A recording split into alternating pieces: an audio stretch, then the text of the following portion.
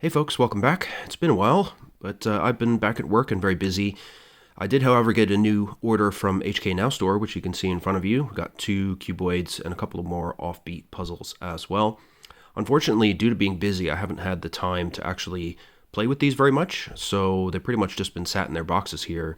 So this is kind of a unboxing of sorts, in that I really don't know much about these puzzles at all. They've just been sitting around while I work frantically on the couch on my computer. So I'm looking forward to sort of delving into these a little bit. Unfortunately, I won't have time to go really in depth into these puzzles right now, but I do hope to come back and do some more on these. In particular, maybe the 4x4x2 here. I don't think that there's been an awful lot on YouTube about that puzzle. So when I learn more about it, maybe I'll come back and talk some more about that. And also maybe the Latch Cube as well. It's quite an interesting one. I have no idea really how it works, but as you see in a moment, it's quite interesting. So let's get started.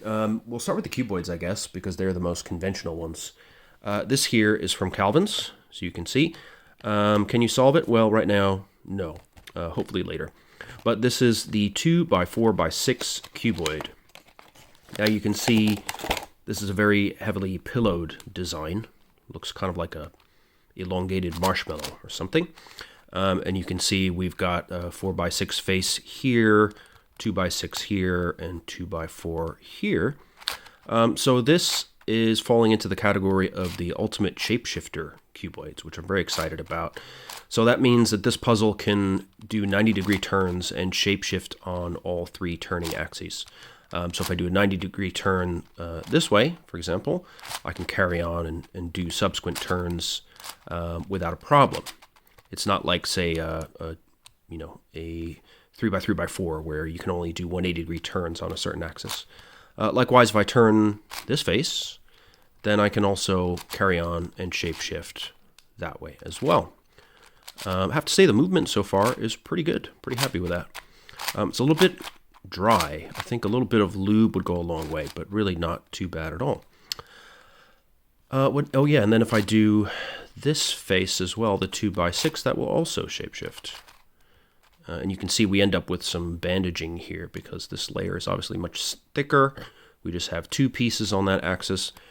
So I think it's going to be quite a challenge. Definitely more so than the 2x3x4. I've heard it's surprisingly difficult given, there's not all that many pieces in this puzzle, really. And I don't know much about how to solve it. I'm guessing maybe to return it from shapeshifted form. I guess if I'm turning it and shapeshifting all 3 axes, then it's going to move like a 2x2x2. So maybe by solving it as a kind of bandaged 2x2x2 in a weird shape, I could get the general cuboid shape back, or maybe reduce it to a 2x2x4, possibly. I'm not sure, but I'm going to experiment. I'm going to figure it out. I've tried to keep myself sort of spoiler-free on the solution for this guy because I am looking forward to it. But yeah, it's actually a pretty nice little puzzle. I'm already seeing some sticker peeling, which seems to be kind of a Calvin's trademark at this point. At some point, I really need to do a mass order from all of our stickers and get some replacements, not just for this, but for the Calvin's 4x4x6, and a few other things where the stickers are a bit fragile, including some of the MF8 dodecahedrons and some of that stuff. But yeah, I mean, I don't think it's the end of the world. I think they'll hold together long enough, at least for a couple of solves, but it definitely seems like they are going to get a bit wrecked pretty quickly. As is typical with Calvin's, the price was a little bit high for my liking. I think it was $34 for this. But at least it moves well, I have to say. You can see all the faces are pretty smooth. I think it's not going to be a problem to solve this at all. I don't feel like it's in any danger of popping. It feels nice and stable. I'm not a huge fan of the pillowed shape, but maybe there's some mechanical reason for that. I don't know why it needs to be shaped that way, but at least it's distinctive, this weird kind of marshmallowy, pillowy thing we've got here. And at least the colors of the stickers are pretty nice, I have to say. But yeah, I definitely can see that they won't last overly long on this puzzle. So that's the 2x4x6 rather. Yeah, if you're into cuboids, I think it's a nice one to get. I mean, I can come back with further discussion after I do some full solves, because as always, there may be some issues that crop up during a full scramble and solve that are not so obvious when you're just sort of turning layers randomly. The only real issue I can notice with it is that along the long axis here, these layers here are noticeably stiffer than the others. And that's something I notice as well in the Wieden 2x2x-N puzzles. The second to last layers are quite a bit stiffer than the others. Not sure. I think just when you extend pieces out really far, you're going to end up with the pieces at the very end of the extensions being a bit wobbly and loose, and maybe the layer under that is getting a lot of inward pressure from those extensions trying to hold the puzzle together, so you end up with that stiffness. At least that kind of makes sense logically. I don't know if that's really what's happening or not. But other than that, yeah, pretty good. I can vouch for this being a pretty much okay puzzle. Just a little bit of a downside on the sticker front, but we'll deal with that. Okay, so next up we have the Wieden 4x4x2. This is one of their camouflage series. You can see here. I don't really know what that camouflage moniker is all about, particularly for this one, because as far as I understand, this just functions exactly as you would expect a 4x4x2 to function. You can see that I've got two layers here. I can turn these 90 degrees and then subsequently shapeshift, and it seems to handle that okay. It's a very, very wobbly puzzle. You can hear it kind of everything rattling around, and there's a lot of catching going on. Because it's so wobbly, not very stable, whenever you make a turn, you can feel all the pieces rattling against each other. And it's also very noisy because of that. And it has a slightly alarming squishiness when you're turning these layers here, particularly these outer layers. It really feels like they're being held in by rubber bands or something and may just ping their way out of the puzzle at any moment. Hopefully they won't do that. I can't really say for sure. So a little bit of an issue on the quality side. Yep, it doesn't want to turn these two layers at once. So these outer layers are the most stiff, this one in particular. But I can pull them apart like crazy, but then when you turn them, they feel really stiff. As with some of the other Wieden cuboids, we can see that the inner layers are not capped. And given the wobbliness of the puzzle, that creates a problem, because then it's very easy for pieces moving past to catch on those lips here. It also makes the puzzle just feel really light and cheap. To be fair, for a cuboid from Wieden, it was fairly cheap. I think this was $18. Something around $18 or $20 from HKNowStore. It's still, it's still a lot for a puzzle this size. I mean, certainly I have very, very high quality 4x4x4s that were less than that. But, it's kind of par for the course for some of these puzzles. But, I think it's going to be eminently solvable. Certainly, the shape-shifting works just fine. I haven't had too many issues with the Wieden stickers. I've been solving their 2x2x-N and 3x3x-N cuboids a lot. I really enjoy those puzzles a great deal. So I expect these will be of a similar quality level. But yeah, there definitely is some issues with this. When I'm turning these layers, it doesn't want to leave the middle layer behind. It just catches it, carries it along. And then you can feel the core kind of tearing its way through the interior on the other side. It's hard to describe, but it just feels like quite shoddy, if I'm honest with you. But I'm looking forward to solving it. With this, I now have 4x4x2, 4x4x3, many 4x4x4s, 4x4x5, 4x4x6. And I think that's all the mass-produced 4x4x-Ns you can get at the moment. I'm still holding out hope that at some point we'll have a mass-produced 4x6x8. That'd be a lot of fun. But at least I'm satisfied. I've got a pretty complete 4x4x-N collection, at least on the mass-produced side. I love 4x4. It's my favorite speed cube to solve. And I solve it many times a day when I'm just idling around the house. So I've fallen in love with the 4x4x Cuboids as well. And it's nice to have this one to complete the collection, but just beware, it is quite unstable, feels quite cheap. But, you know, that's not completely unusual for Wieden, so I don't think that means it's going to necessarily fall apart on me. But there's a non-zero chance that it might. I have to say that. But yeah, I'm looking forward to solving that one. I don't think there's a lot on YouTube about this, so I'll try and come back and do a solve video or something, maybe even a tutorial. Okay, so we'll get to the more strange side of the order now. Here we have from Moyu, a very unusual puzzle for them. You can see it's a moving bead puzzle, actually. There's the Moyu logo. You can hear the beads rattling around in there. I'm a big fan of the moving bead puzzles, particularly when they include twisty puzzle elements, and that's exactly what this little guy is.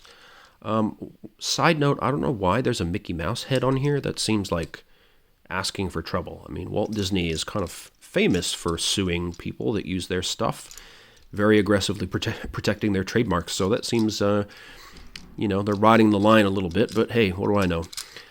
So the idea of this puzzle is actually a knockoff of a puzzle that used to be made by a company called Clever Toys.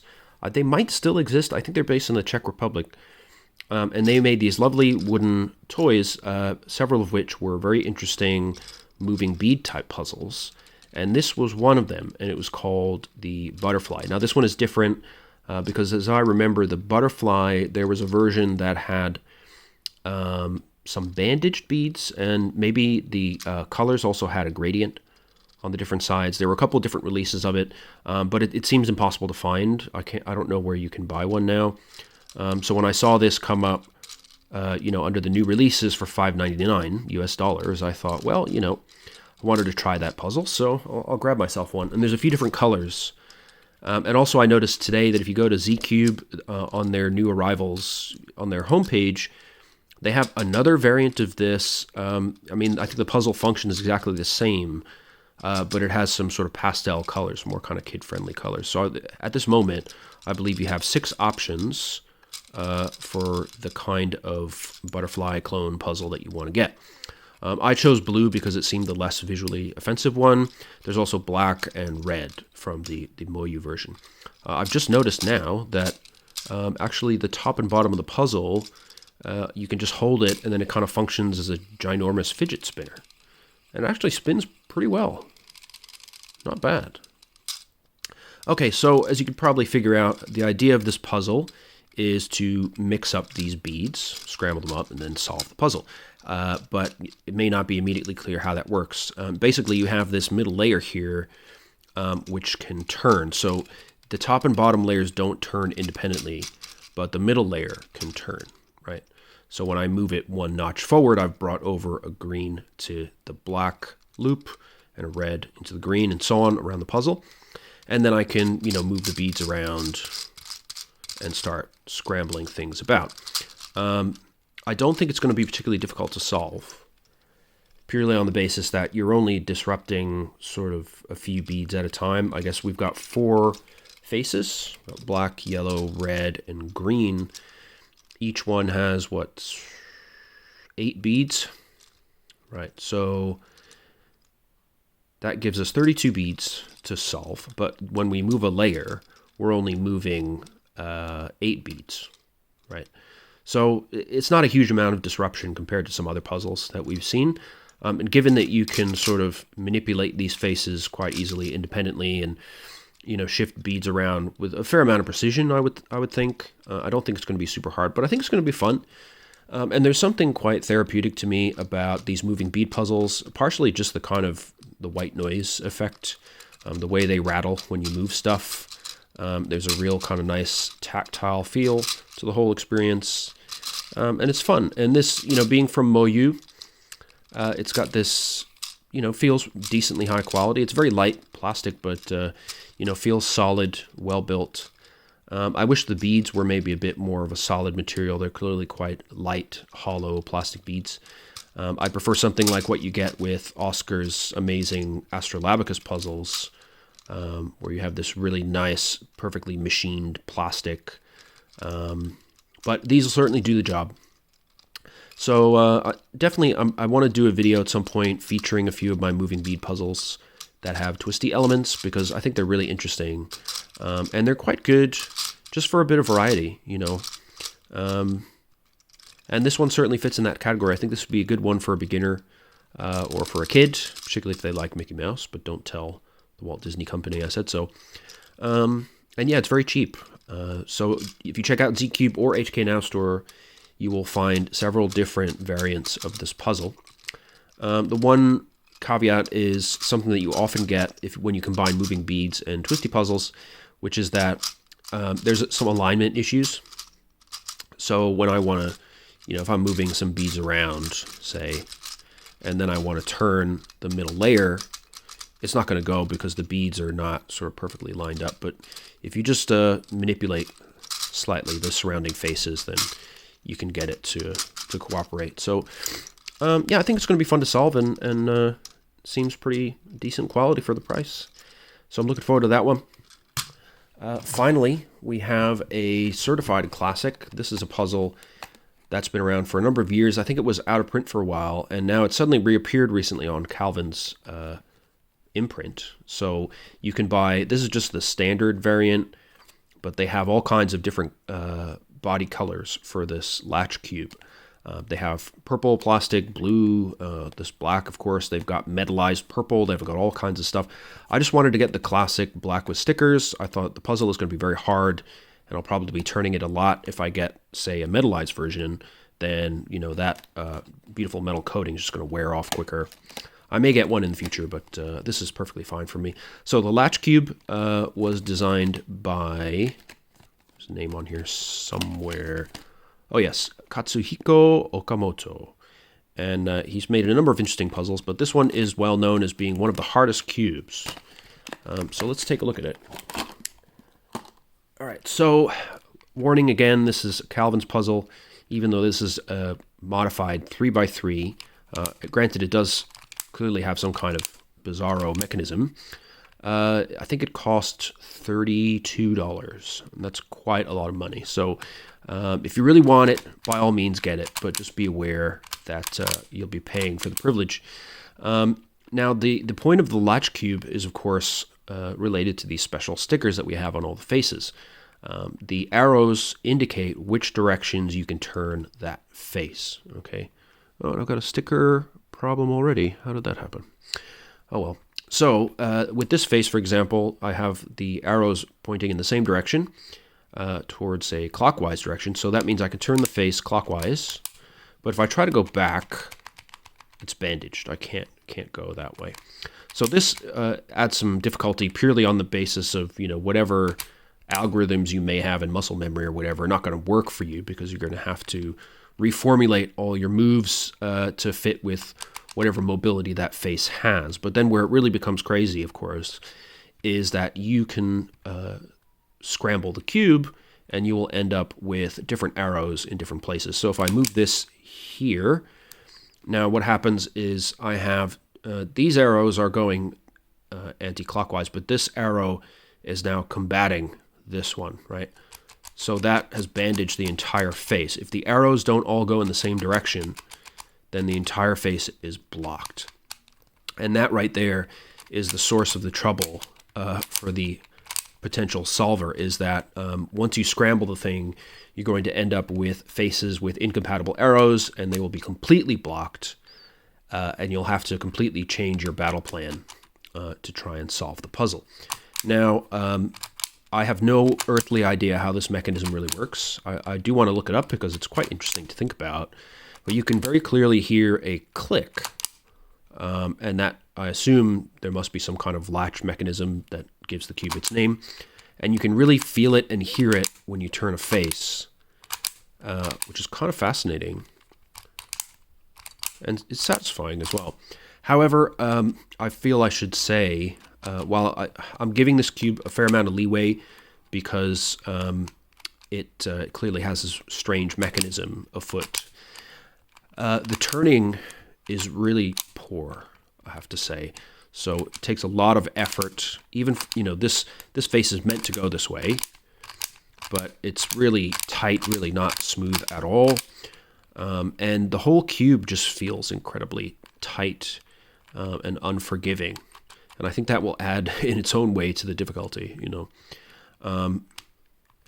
Yeah, I don't know. Can you do slice moves? No, you can't, I guess. Not in the same direction.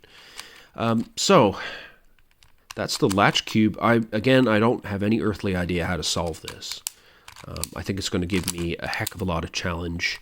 You know, I struggle with, you know, even more basic bandage puzzles, and this has this dynamic element to it where, you know, as you scramble it, what's bandage and what's not is going to change under your feet. I think you really will have to come up with some very clever techniques to move pieces around. I don't know how you're going to come up with piece-solving orders for something like this. I mean, it's just, it's pretty crazy, I have to say. I wish it didn't move so horrendously. I don't know if, you know, if anybody else has this thing. I'd be interested to hear your impressions, because for me, this is quite surprisingly bad. I thought it would be a little bit, you know, clunky around the edges, but this is real bad. I mean, the mechanism does what it's supposed to. That much is certain. You know, the faces that are bandaged when they're supposed to be. But, oh, yeah, rough. So, a little bit disappointed in the quality, and the fact that already one of the stickers seems to be peeling off, even though I haven't really done anything with this puzzle yet. I don't know how much of that is Calvin's typical quality control issues and poor stickering, and how much is due to the mechanics of the puzzle. I really couldn't tell you. But, you know, it's functional. It does what it's supposed to do. And I'm looking forward to the challenge. And, you know, I guess with a puzzle like this, it doesn't matter so much that it turns really badly, on the basis that, you know, I'm not going to be doing algorithms on this with any speed. It's the kind of puzzle where I'm going to have to do a lot of pausing, thinking, backtracking, you know. So it's not a, you know, a deal breaker, but, you know, for the price, I'd hope for better, frankly. But I'm glad to have it in the collection. You know, it's notoriously difficult. It's a classic. I hadn't really known where to get one before, except for eBay or Puzzle Trader or something. So to have them freely available from Calvin's is a nice thing. And yeah, if you want to get one for the collection, definitely do so. Just be aware that, you know, even if you wanted to, which I think most people won't, but if you wanted to speed solve this, it really is not possible. It doesn't move well at all, but it does work. So that's it for my little order from HKNowStore. I hope that was useful, just to see what might be coming down the pike in the future for other videos. I've also picked up a couple of interesting things from eBay recently, so I'm going to do another video on those. Just to show you what I got. There, you know, there's occasional bits of interesting random puzzles that you can find from unknown toy companies and things that crop up. And, you know, I like to also chase down puzzles that are classic, that are a little bit difficult to find. And, you know, there's a few twisty puzzles that attract very high prices on eBay, like the Astrolabicus and stuff like that. But I found that you can get some pretty cool old puzzles without a ton of money. So I've been trying to gather up some puzzles that had unique elements that interest me, and you know, I wanted to show those off on the channel as well. So that'll be in my next video. After that, I've got some stuff for the Over the Top series coming.